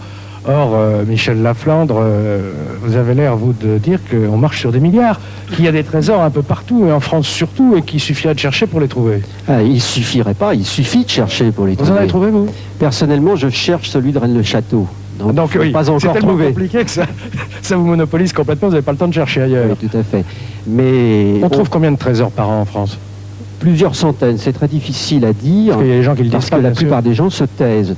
Mais quand ils peuvent parler dans des enceintes un peu plus restreintes, ils se confient. Par exemple, nous, on reçoit des lettres, des centaines de lettres de gens qui nous disent soit j'ai trouvé quelque chose, et pas des petites choses, des kilos, voire des dizaines de kilos d'or, soit je suis sur le point de trouver quelque chose, aidez-moi, donnez-moi un élément ou quel matériel de Ils l'ont trouvé, comment ça, dans leur jardin, en faisant un trou pour planter un arbre? Oui, ce ne sont pas des trésors dans la cave, dans les poutres des appartements? Dans la cave, dans les poutres, dans les greniers, chaque cas de figure est différent. Mais disons qu'il y a quand même quelques cas de figure types autour duquel se greffe une légende, une histoire familiale. Ce sont souvent des fortunes familiales que les gens trouvent. On ne va pas donner de nom, mais est-ce que vous connaissez par exemple quelqu'un dont vous pouvez nous dire qu'aujourd'hui il vit très bien de la découverte d'un trésor? Ah oui, moi j'en connais plusieurs. Bien, moi je vais vous présenter quelqu'un que vous connaissiez peut-être déjà, non? Pascal Koenig, vous le connaissiez? Parce que lui, c'est un chasseur de trésors aussi, mais il ne s'intéresse pas à ce qu'il y a sous terre, il s'intéresse à ce qu'il y a sous la surface des mers. Et vous, Pascal Koenig, vous avez trouvé quelque chose? Oui, j'ai trouvé... À plusieurs reprises. J'ai trouvé un certain nombre de choses, mais on peut les voir, je dis ça parce qu'on peut les voir. D'ailleurs, si vous vous tournez vers cet écran, voilà, racontez-nous. Ça, ce sont des amphores. Bon, apparemment, c'est banal, mais ça vaut de l'argent, hein? Oui, ça vaut de l'argent. En fait, ce trésor a été trouvé au Baléares et on travaillait avec toutes les autorisations officielles. Alors là, on passe tout de suite à autre chose, des choses beaucoup plus dorées. Alors là, ça fait tout de suite un peu plus rêver. C'est des lingots? Ce sont des lingots d'or. Le même genre de lingots d'or qui ont été trouvés sur un bateau qui a coulé en mer de Chine, qui s'appelait le Geldermalsen, avec 160 000 porcelaines chinoises à bord aussi. Et ça, toujours une découverte de Pascal Koenig. Et voilà les lingots d'or qu'on a trouvés. Ce sont des lingots d'or qu'on a trouvés en France. C'était pas un secret, c'est à Belle-Île-en-Mer. Et on travaillait tout à fait officiellement avec un organisme qui s'appelle la DRASM. Par quelle profondeur? Dans 10 mètres de fond à peu près. Mais tout le monde peut y aller alors? Tout le monde peut y aller, oui, mais il faut beaucoup de moyens et je peux vous dire que le site est très protégé.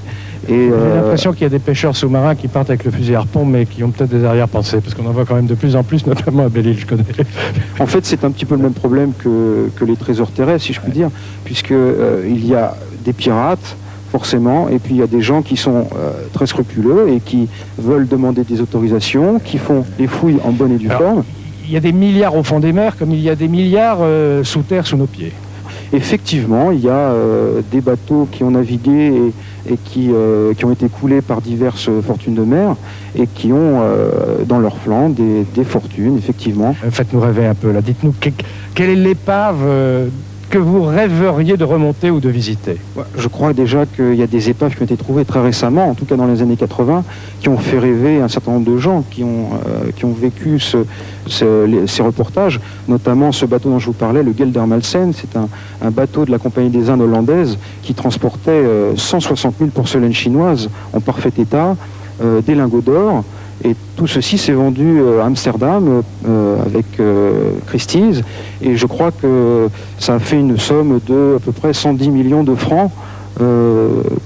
Donc c'est quelque chose de colossal, vous voyez. Et vous en vivez pas, alors vous avez d'autres Bien moi ressources, oui. J'ai obligatoirement d'autres ressources, mais je travaille, puisque je suis passionné par ce domaine, et je travaille sur plusieurs dossiers à la fois.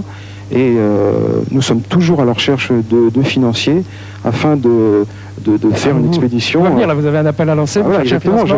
J'appelle tout à fait les gens qui sont passionnés à me contacter, éventuellement par le biais de votre émission, et puis on pourra toujours 3615 discuter. TF1, Mystère. Voilà. L'appel est lancé. Alors vous êtes sur quoi là? Vous êtes sur un coup, dites-le nous. J'en suis sur 4. Alors, ça serait trop long à vous expliquer. Bon, alors Rennes-le-Château, bonne continuation, messieurs. Je ne sais pas si un jour on connaîtra exactement l'origine de la fortune de la Bessonnière. On brûle. Merci et bonne chasse à tous les trois. Avant de passer à la 4e et dernière histoire de cette émission, je voudrais revenir sur ce que l'on a appelé le miracle du sarcophage d'Arles-sur-Tech, dont nous avions parlé, que nous avions raconté lors de notre première émission au mois de juillet. Vous avez été très très très nombreux à nous écrire, à nous téléphoner, à nous demander des adresses, des renseignements, etc. Or, il se trouve qu'en ce moment, le sarcophage est vide. Mais l'équipe de Mystère, toute la production, suit l'évolution du sarcophage d'Arles-sur-Tech et nous serons à même de vous informer dès la prochaine émission. Et j'en profite pour vous signaler l'existence d'une boîte postale que vous allez voir apparaître sur votre écran. Cette boîte postale peut vous servir pour nous envoyer des histoires extraordinaires, des phénomènes étranges dont vous auriez été les témoins, et les équipes de la production de Mystère vous contacteront et donneront suite, s'il y a lieu bien sûr, à vos communications. Voilà. Maintenant donc, nous allons passer à notre 4e et dernière histoire. Alors là, je vous signale tout de suite que nous allons nous élever en quelque sorte bien au-delà des contingences matérielles de ce bas monde, et cela en évoquant le destin le plus extraordinaire, celui d'une Française, d'une femme qui est morte en 1981 chez nous. Il s'agit du destin hors norme de Marthe Robin. Marthe Robin, une femme qui souleva et soulève encore des polémiques. Une femme qui passionne historiens, médecins et prêtres. Une femme qui pendant 50 ans vivra sans manger, ni boire, ni dormir, paralysée et alitée dans l'obscurité totale. On me dit, je le crois que, parce que j'avais fait une enquête tout à fait sérieuse, qu'elle ne peut ni manger ni boire. Oui, c'est vrai qu'on lui donnait une cuillère à café, ça ressortait par les narines. Bon, pourquoi? Parce que son encéphalite avait fichu en l'air, il s'est plus de déglutition, c'est vrai qu'elle ne pouvait pas avaler. Et ses fonctions digestives étaient arrêtées. C'est ici, à Châteauneuf-de-Galore, un petit village de la Drôme, qu'est née Marthe Robin en 1902. Elle y aura une enfance heureuse mais difficile, car ses parents sont de modestes cultivateurs et la vie dans les campagnes est rude à cette époque. Jusqu'à l'adolescence, Marthe sera une enfant vive, gaie et très pieuse. Mais c'est à l'âge de 16 ans que tout bascule. Marthe est alors frappée d'un mal mystérieux.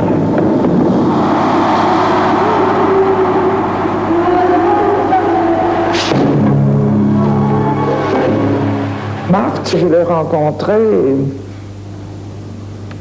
alors que je ne désirais pas la connaître. J'avais entendu parler d'elle, naturellement, mais j'avais une très mauvaise idée sur elle. Je pensais que c'était une sorcière et j'ai toujours détesté les sorcières.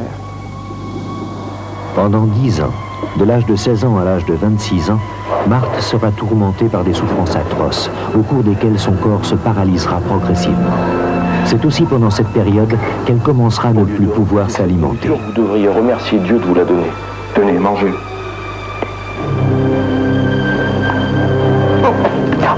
Quelqu'un qui ne boit pas et qui ne mange pas ne peut tenir qu'entre 3 jours et 8 jours en moyenne chez quelqu'un en bonne santé, de la quarantaine, sans problème extérieur. En 1942, d'éminents médecins de Lyon, les professeurs Deschaumes et Ricard, viennent examiner Marthe très en détail.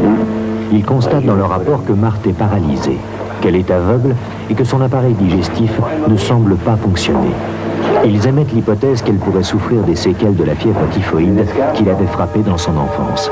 Cependant, d'autres médecins n'acceptent pas cette explication. Marthe Robin, elle est tout sauf malade et handicapée. Elle est très intéressante, à nombreux points de vue, mais elle n'est pas malade organiquement. Il y a une chose pourtant que Marthe parvient à avaler, la Sainte Hostie. Ce fut sa seule nourriture pendant 50 ans. Seigneur, je ne suis pas digne de vous recevoir, mais dites seulement une parole et je serai guérie.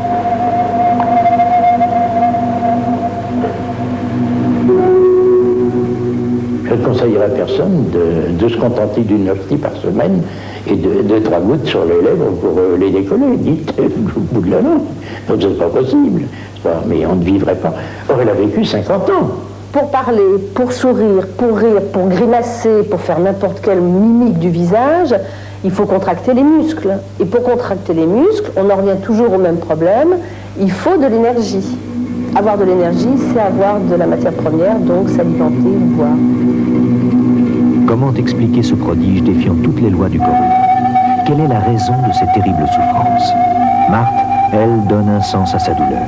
Elle sait qu'elle a une mission à remplir auprès des hommes et que Dieu lui a demandé de se sacrifier pour eux. À partir de 16 ans à 26 ans, elle était prise dans une spirale de maux abominables dans lequel elle était de plus en plus paralysée, dans lequel elle ne pouvait plus manger, elle pouvait parler, mais elle finissait par n'y voyait plus, ou elle ne supportait plus la lumière, et elle souffrait atrocement. Pendant 50 ans, prisonnière de son mal, Marthe ne sortira plus de sa petite chambre obscure.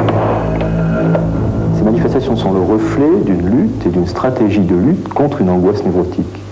Une angoisse névrotique qui se manifeste au plein jour au moment de l'adolescence, à 16 ans. Une angoisse névrotique qui est telle que le seul moyen qu'a Marthe Robin à ce moment-là, c'est la fuite.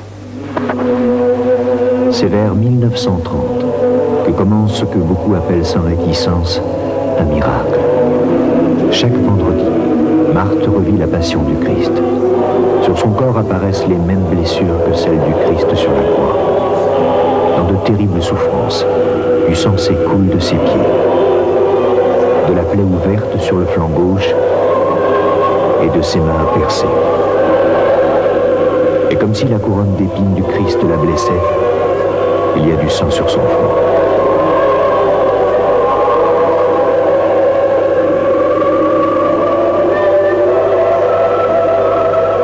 C'est ainsi que tous les vendredis, Marthe accepte de souffrir comme le Christ l'a fait, par amour pour les hommes.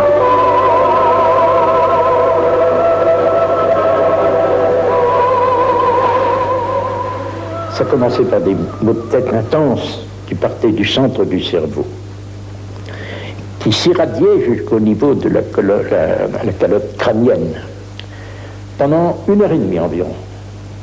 Et j'ai vu plusieurs patients chez elle.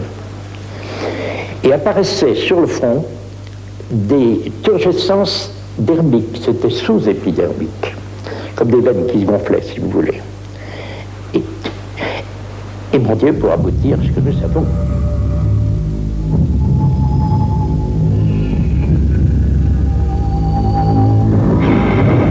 Il y avait d'autres moments terribles dans la vie de Marthe. Des moments où elle semblait lutter contre des forces d'une incroyable violence. Pour elle, ces forces, c'était le diable qui essayait de la posséder. Et chaque semaine, avant de vivre la passion, Marthe se livra à un combat avec le démon.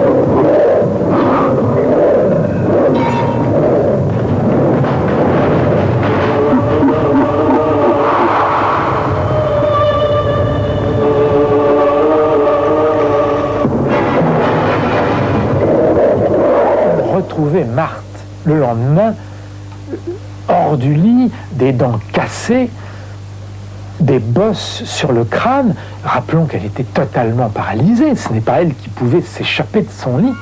En 1932, un prêtre de Lyon, l'abbé Finet, vient rendre visite à Marthe pour lui apporter un cadeau. Antonio le curé, croyez-vous vraiment qu'elle ne mange pas?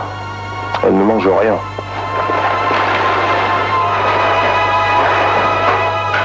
Mon père, vous êtes celui que Dieu m'envoie pour prêcher mes retraitants. C'est vous qui devez venir à Châteauneuf créer le premier foyer de charité. Mais je ne suis pas du diocèse de Valence, mais celui de Lyon. Ne vous inquiétez pas, Dieu s'occupera de tout. Elle savait que c'était celui qui devait venir. Mais lui, il ne le savait pas encore. Et alors, il devait rester 10 minutes, il est resté 6 heures. Et à la fin, elle lui a dit, c'est vous qui allez créer les foyers de charité et d'amis. Pendant 40 ans, l'abbé Finet va consacrer sa vie à la mission de Marthe. Grâce à lui, sans bouger de sa chambre, elle va créer 70 foyers de charité partout dans le monde. Il y avait dans Marthe des choses invraisemblablement extraordinaires, comme le fait qu'elle ne mangeait pas, qu'elle ne dormait pas, qu'elle ne buvait pas, qu'elle causait avec le démon. Bon. Et puis, quand on parlait à Marthe de ces choses extraordinaires, elle vous disait, les choses qu'on vous raconte sur moi, ça n'a aucune importance. Je n'y attache aucune importance. Marthe, c'est la personne la plus extraordinaire que j'ai rencontrée. Marthe Robin est morte le 6 février 1981, à l'âge de 79 ans. Sa notoriété fut telle que durant toute sa vie, elle reçut près de 100 000 personnes qui venaient chercher auprès d'elle le réconfort et la lumière. 8 000 fidèles ont assisté à son enterrement, ainsi que plus de 200 prêtres, évêques et archevêques. Pour beaucoup, Marthe est une sainte, mais l'Église ne s'est pas encore prononcée à ce sujet.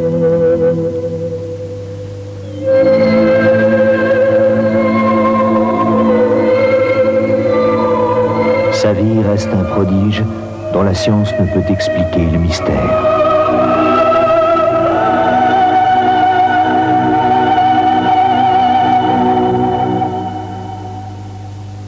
Un prodige dont la science ne peut expliquer le mystère, mais une réalité quand même indéniable, car je crois qu'il faut tout de suite évacuer à propos de Marthe Robin l'hypothèse de la supercherie. Alors autour de moi, le docteur Alain Sailly, neuropsychiatre, médecin traitant de Marthe, qui l'a suivi pendant 30 ans, le professeur Jean Guiton de l'Académie française, que vous venez d'entendre, qui a consacré un ouvrage à Marthe Robin et qui l'a vu des dizaines et des dizaines de fois, en tout une 40aine d'heures. Et puis un autre médecin qui, lui, n'a jamais rencontré Marthe Robin. Non, j'ai jamais rencontré Marthe Robin. Gonzague Mottet, qui a consacré sa thèse, une thèse de médecine, une thèse de médecine à Marthe Robin, et qui a voulu l'aborder, lui, en homme de science. Mais vous êtes bien d'accord avec nous tous, il n'y a aucune supercherie dans la vie de Marthe Robin. Je crois que dans la vie de Marthe Robin, le problème ne se pose pas en supercherie ou pas supercherie. Je crois qu'il faut... Non, je vous pose une question simple. Oui. Quand on dit qu'elle ne mangeait pas, qu'elle ne buvait pas, qu'elle ne dormait pas, oui, vous êtes d'accord, elle ne trichait pas. Elle n'a pas pu duper des milliers et des milliers de personnes pendant aussi longtemps. Bon, le problème de l'alimentation est un problème difficile, parce que le problème de l'alimentation n'a jamais été concrètement vérifié, médicalement authentifié par une observation sur un très long terme. Il est vrai que probablement, si elle mangeait, ça devait être pas grand-chose. Elle devait manger très peu, comme le font beaucoup de mystiques. Bon. Est-ce qu'elle ne mangeait vraiment absolument rien ? Ça, je ne peux pas le dire, je n'en sais rien. Vous n'arrivez pas à y croire, mais un autre docteur en face de vous, le docteur Assailly, je me demande s'il n'était pas prêt à bondir en vous entendant. Pour vous, c'est clair, vous ne pouvez pas l'expliquer non plus. Ah, il faudrait que nous entendions un sujet. C'était un être incarné. Alors, si vous me permettez, en 2000, ouais. Je l'ai examiné la première fois en 49. Ouais. Bon. J'avais fait ma petite enquête. Je crois absolument qu'elle n'a, pendant 50 ans, elle n'a ni mangé ni bu. Pour ce qui était de boire, on lui donnait une cuillère à café d'eau, elle ressortait par les... Et il n'y avait pas de nausée. ressortait par les narines. Alors, c'est vrai que pour dessécher ses lèvres, elle recevait beaucoup. On parlait tout à l'heure de trésors. Eh bien oui, elle a fait partager le trésor qu'elle a trouvé à des milliers et milliers de personnes. Et là, en effet, il ne pouvait pas y avoir de supercherie, vous le pensez bien. Enfin, je veux dire que vous n'avez pas d'explication médicale et personne n'en a d'explication physiologique. Eh bien, monsieur, mais je ne fermerai pas complètement. Voilà, je vous cite en 2 mots. Ce qui m'a le plus frappé, bon, c'est que en 1953, quand j'ai eu à examiner précisément sa plaie sous ma main gauche, qui saignait terriblement et qui irradiait une chaleur extraordinaire. C'est vraiment extrêmement étrange. La main placée à 20 cm, mais perçoit une chaleur qui n'est pas du tout celle d'un fiévreux. C'est tout à fait autre chose. Alors, au cours de sa passion, au moment du portement de croix, c'était vraiment très émotionnant. Je vous le dis franchement, il n'avait rien d'hystérique, mon cher confrère, parce qu'elle aurait joué la comédie, elle ne la jouait pas. Absolument pas.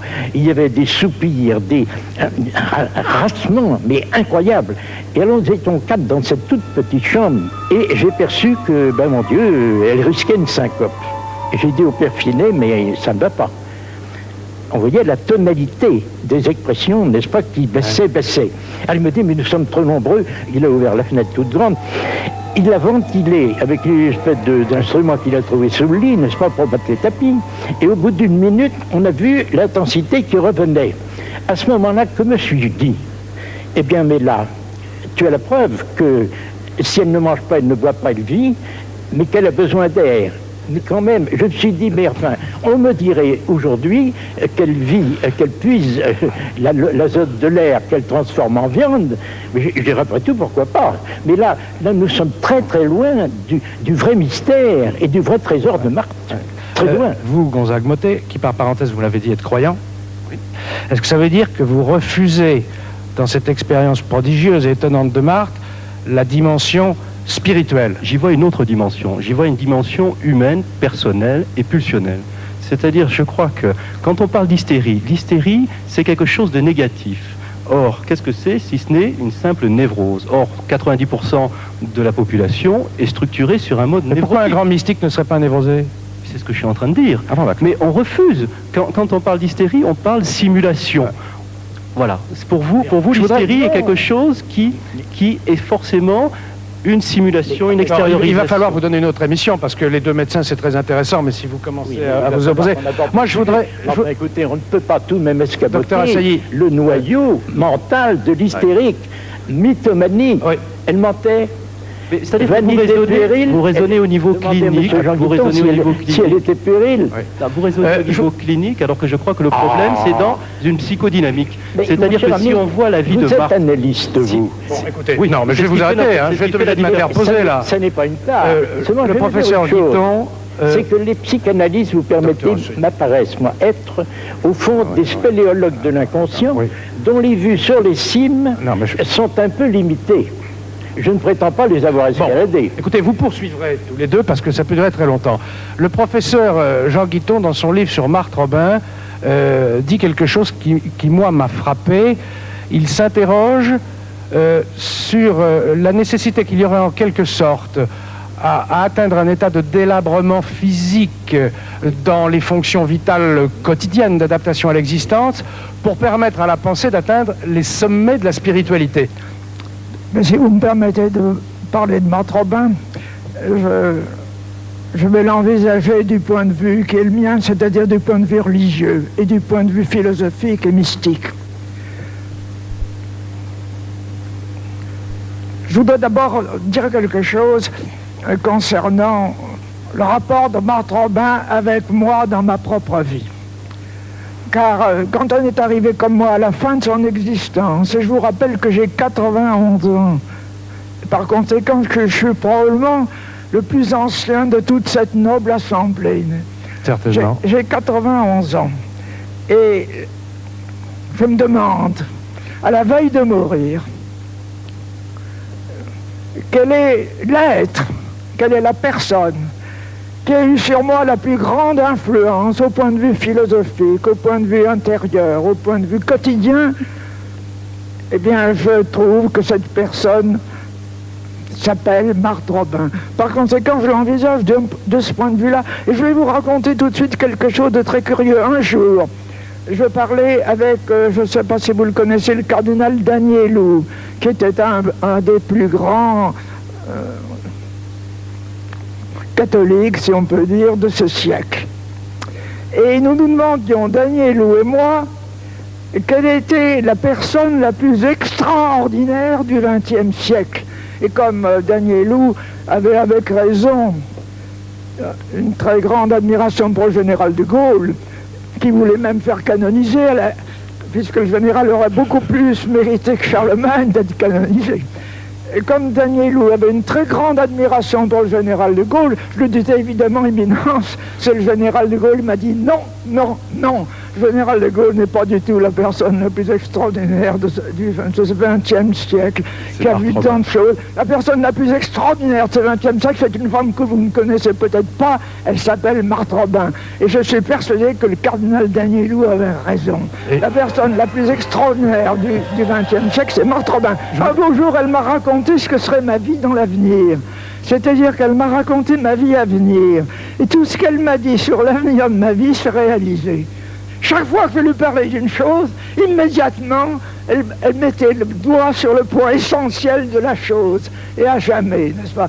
Et quand on pense qu'elle a reçu peut-être 50 000 personnes, et qu'à chacune de ces personnes qu'elle recevait, elle donnait un petit mot qui changeait leur vie du tout au tout, on comprendra comment j'ai pu l'admirer. Oui. Justement, professeur, quand vous dites qu'elle a reçu des dizaines de milliers de personnes et que sur certaines de ces personnes, une minute avec Marthe Robin bouleversait la vie. Exactement, eh bien, bouleverser, changer totalement la vie pour toujours. Eh bien, ce que je vous propose, c'est le témoignage de quelqu'un qui aurait dû d'ailleurs être parmi nous ce soir s'il n'avait pas eu un empêchement incontournable. C'est un jeune homme, disons les choses franchement, il était très très riche, milliardaire, il menait une vie de débauche ou de plaisir. Il a vu Marthe Robin 3 minutes. Écoutez-le. Cette rencontre avec Marthe Robin que j'ai faite a été un bouleversement radical de ma vie, puisque j'étais un chef d'entreprise qui exportait des vins de France, et que, je peux dire, avec une vie extrêmement désordonnée, pour ne pas dire plus, enfin, appelons-la comme ça, et malheureuse au fond. Même si apparemment elle était très amusante. Et le passage dans la chambre de Marthe Robin a été pour moi un changement radical. Elle m'a dit cette phrase: vous savez, à votre âge, vous devriez songer au mariage, au sacerdoce, c'est-à-dire devenir prêtre, ou au célibat consacré. Et je ne m'attendais pas du tout à ce genre de questions, et en même temps, je ne m'attendais pas à la réponse que j'allais faire, parce que je lui ai dit: mais est-ce qu'à 33 ans, on peut songer encore à devenir prêtre?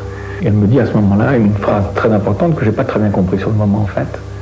Elle dit: vous savez, si vous attendez 10 ans, vous allez passer à côté de votre route. Alors je sais maintenant que j'ai une route avec le Seigneur, que j'ai la possibilité de suivre ou de ne pas suivre. Et puis elle a continué en me disant: est-ce que vous voulez prier? Alors j'ai dit oui, parce que je n'avais pas fait depuis X années, plus de 15 ans. Et elle me dit, à ce moment-là, je me suis mis à genoux à côté de son lit. Et elle a commencé à dire un jour Salut Marie, avec vraiment c'est la petite fille amoureuse de sa maman et qui le lui dit, qui la câline, enfin c'était magnifique. Et à ce moment-là, j'ai été pris une très grande émotion, je me suis à pleurer toutes les larmes de mon corps. Alors j'essayais tant bien que mal de dire le jour Salut Marie avec elle. Et alors à ce moment-là, j'ai vécu une deuxième expérience spirituelle très forte. Alors je ne peux pas la décrire en détail, parce que c'est assez difficile à décrire, si ce n'est cette phrase de l'Évangile, quand Jésus rencontre le jeune homme riche, l'Évangile nous dit: Jésus fixa sur lui son regard et il l'aima. Et à ce moment-là, je me suis pris la tête dans les mains, comme ça, je me suis dit: Yves, tu es prêtre. Et pour la première fois de ma vie, j'ai expérimenté une paix et une joie dont je n'avais même pas idée que ça pouvait exister. Voilà, c'est sur ce témoignage bouleversant que nous allons terminer cette émission, cette deuxième émission de Mystère. J'espère qu'elle vous aura autant intéressé que la première, mais avant de vous quitter, je voudrais quand même vous donner une information. nous avons appris qu'il y avait au Portugal une autre inédique, c'est ainsi que l'on appelle les femmes qui, comme Marthe Robin, ne mangent pas, ne boivent pas et ne dorment pas. Elle s'appelle Marie-Roseline Vera, c'est à Tropeico au Portugal, elle a 28 ans et elle ne se nourrit plus depuis 16 ans, et cela, a-t-elle dit, pour obéir au Christ. Voilà, mystère numéro 2 est terminé. Prochain mystère dans un mois sur TF1. Bonne soirée.